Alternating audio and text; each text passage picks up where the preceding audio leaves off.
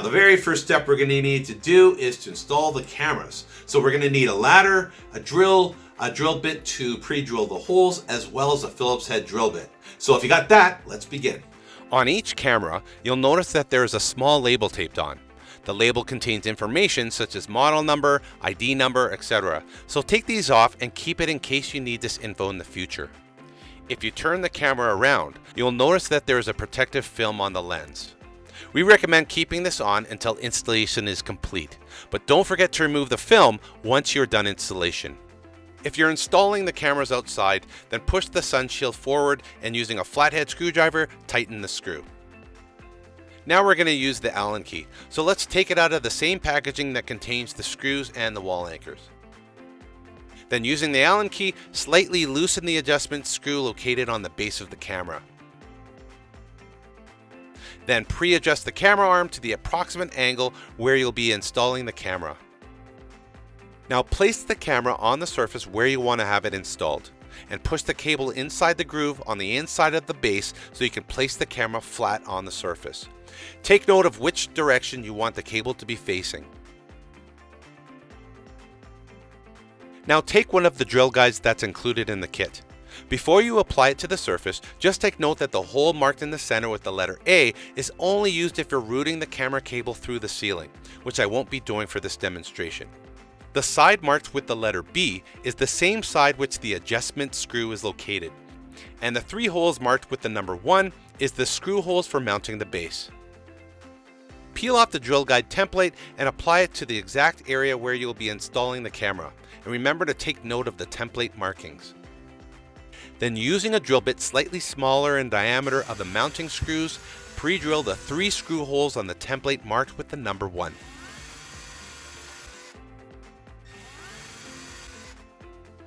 Now you can remove the drill guide template and then get the 3 mounting screws. Position the camera on the screw holes and using a drill with a Phillips drill bit, screw the camera in place.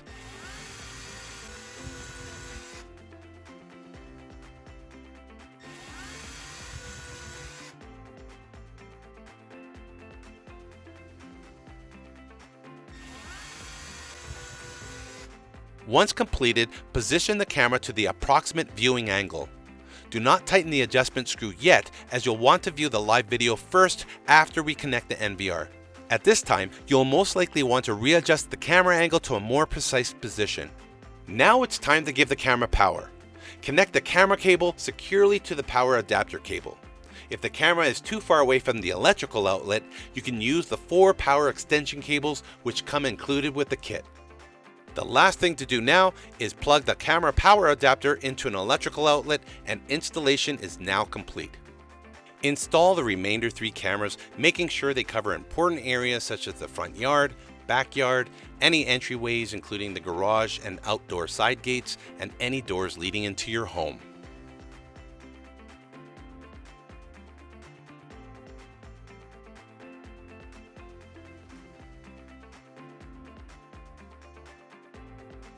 Now that all the cameras are installed, let's set up the NVR and go through initial setup together. Now, the first thing you need to do is figure out where you want to place the NVR. We recommend trying to place the NVR in a more central location of the house or office so the Wi-Fi from the NVR can connect to all 4 cameras with a strong and consistent signal. But keep in mind that the NVR needs to also connect directly to your Wi-Fi router.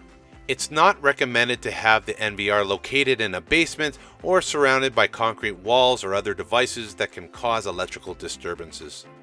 Okay, here's the NVR. Let's turn it around so we can see all the connections on the back. First, you will notice there are 2 areas on the back of the NVR for the antennas to screw into. So let's screw those in now.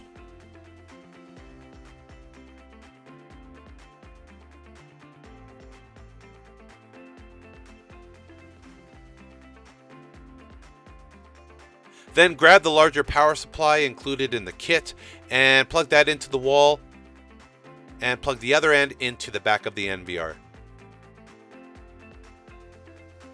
For the next step, you'll need an HDMI cable to connect the NVR for initial setup. Once you complete the initial setup, you will no longer need the monitor unless you want to have a dedicated monitor for your own preference. So plug one end of the HDMI cable into the back of the NVR here, and then we'll grab a monitor and plug the other end into the monitor right here. Now we're going to connect the Wi-Fi router to the NVR. Again, this is how you're able to remotely view live and pre-recorded video, take screen captures, and save video clips from your smartphone through the OSI Go mobile app.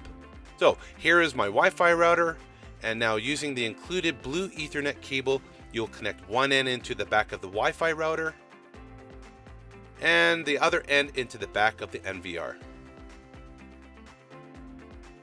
Then connect the mouse into the USB input located on the front of the NVR. Setup is now complete, and once you turn on the monitor, you should see a live feed from all 4 cameras with a pop-up window that says Boot Wizard. And from here, I'll go through the initial setup, then show you how to navigate your way through the menus and teach you some of the basic features that you'll most likely want to understand how to use. Alright, now I'm going to go through the initial setup, and afterwards I'll quickly go through each section so you can get familiar with all the different areas. However, for those users who want to learn how to make specific changes to some of these advanced features, I'll be doing that in a separate video. Now if you're ready, let's begin. You should see what we call the Boot Wizard show up on your screen. Firstly, deselect the box that says Setup Wizard starts automatically at boot, and then select Next Step. Now we're at the user login screen, and what we're going to do is click inside the box where the lock icon is, and we're going to enter in the default password, which is 12345. No need to select enter, you just select login. Now it says the current password is too simple, please modify the password. For now, I'm going to select modify later because I'm going to show you how to change the password after all of this is done. So let's select modify later. Now we're on the general settings page, and there's 2 sections, device setting and date. Under device setting, all you need to do is make sure the language is the right language you want. And under video standard, you want to make sure that says NTSC. So if it says PAL, just change it to NTSC. Now under date, the only 2 things you want to check is you want to make sure you have the time zone checked properly. And if you're not sure what time zone you're in, just Google it and type your city and type time zone, and it'll let you know if it's mountain time or Pacific time, central time, eastern time. And besides that, if the time is not right or the date for some reason, just go set date time manually and you can change it over here. So there's your date and here's your time. That's really all you need to know. So once you're done that, we're going to select Next Step. Now we're at the network settings page, and because it's pre-configured, you shouldn't have to make any changes here. Although you do want to make sure where it says Enable DHCP, this box is selected. So if it's not, just select it and then you can press Next Step. Now for some reason, when you press Next Step, it has an error that pops up that says DNS format error. All you have to do is press confirm, and then you'll be taken back to this page. Then what you're going to do is deselect where it says enable DHCP, and now under secondary DNS, you're going to take these numbers over here and you're going to erase them and replace them with 8.8.8.8. Then once you're done, then you can press Next Step, and you shouldn't have any errors after that. Now I'm just going to put this back for my sake, and I'm going to press Next Step. Now we're on the Add Camera page. This page is to confirm that all the cameras are working. So under the link column, the green symbol indicates that all the cameras are connected and working. If one or more of the cameras are not connecting, there are 3 solutions that could fix this problem. So follow these steps in the exact order. Solution 1, move the NVR to a central location. Like a ground floor living room will make it easier for the NVR Wi-Fi to reach all 4 cameras. Having the NVR in the basement or in a far corner of the house or office may weaken the signal with having to travel through too many walls or other areas of interference. Also, avoid placing the NVR near electronic devices such as a microwave or transformer. Solution 2, move the cameras to a better location. If the NVR is in a good location and the cameras are still not connecting, there could possibly be interference from a nearby transformer or electronic device close to the camera. There also may be too many walls, especially concrete or brick walls, between the camera and NVR, which can cause the signal to weaken.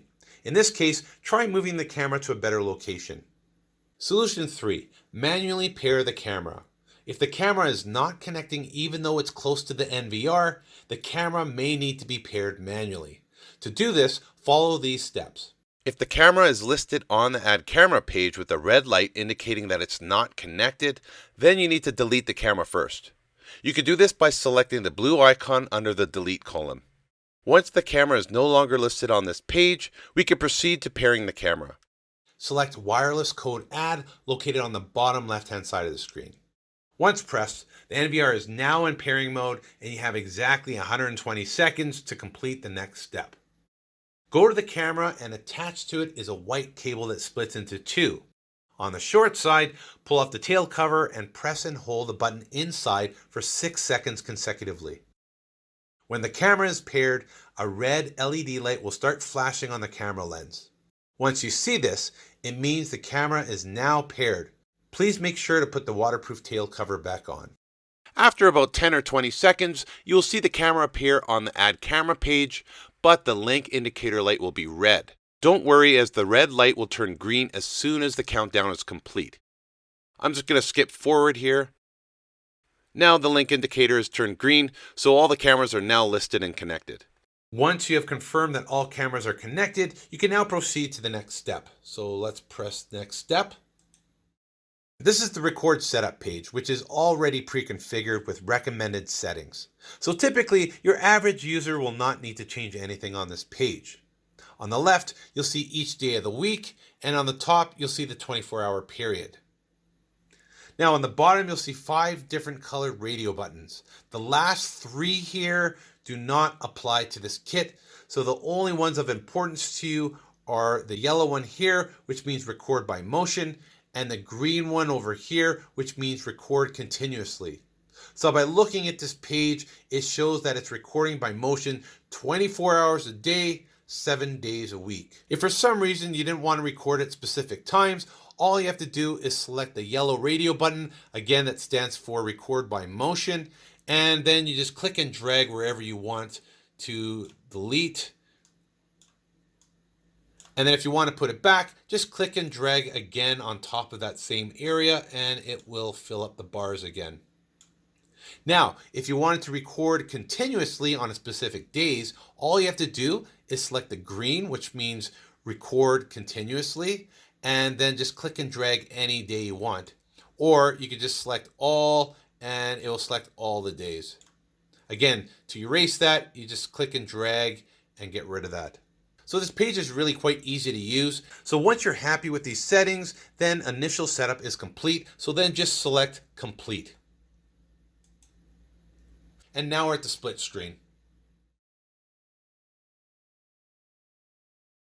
After initial setup is complete, you may want to make changes again to your record settings or your password, etc. So I'll show you how to easily do that and how to navigate. So the first thing you're going to do is you're going to right mouse click anywhere on the screen, and at the top you're going to see menu. This is where you're going to go to access all the settings. Below are just a list of sub-menu buttons which allow you to quickly access the most used settings, such as the record settings or the playback settings. You're going to use those the most. Now take note that where it says PTZ and face comparison, these sub-menu items are not applicable to this kit. If you then turn off the Open Wizard at boot up checkbox and it keeps showing up every time you start the NVR, you could turn it off by following these steps. First, select menu. Then what you're going to do is select configuration over here. And at the very top, you'll see Enable Setup Wizard at Device Startup. This checkbox will have a green check mark. So what you're going to do is just deselect it and then hit apply. Also, if you don't like being logged out every 10 minutes, you can change the auto logout here. I'll just change it to 20 minutes. And this is also the same area where you're going to change the date up here if you need to. And then if you want to change your password, you'll just go over here to user. And then right at this pencil icon, you're going to select that. And then over here, you'll enter your new password and you'll enter it again to confirm.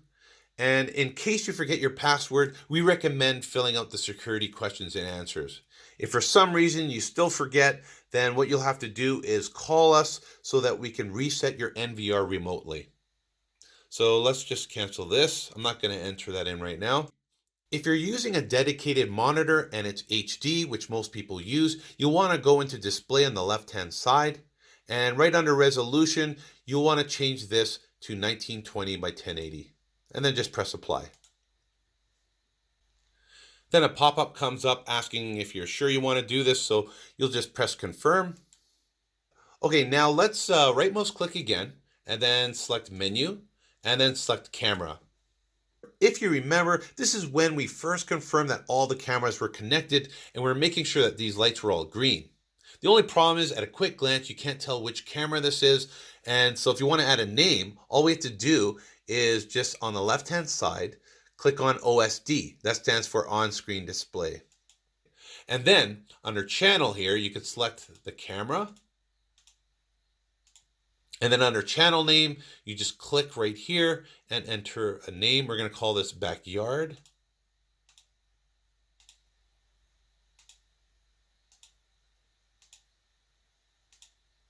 And then we're going to select apply. And then to view the list again, we'll just hit add camera at the top here. And there you see the list. When you're in any of the menus and you want to exit, all you have to do is right mouse click and you'll be taken to the split screen. Well, we hope this video helped you out, and if it did, please give us a big thumbs up. If you have any questions, just drop us a comment below. And if you want to see more videos, don't forget to subscribe. All the products that you see on our channel are available with free shipping at osigodirect.com or amazon.com. Those links are provided in the description below. My name is Brandon Paris, and thank you for watching.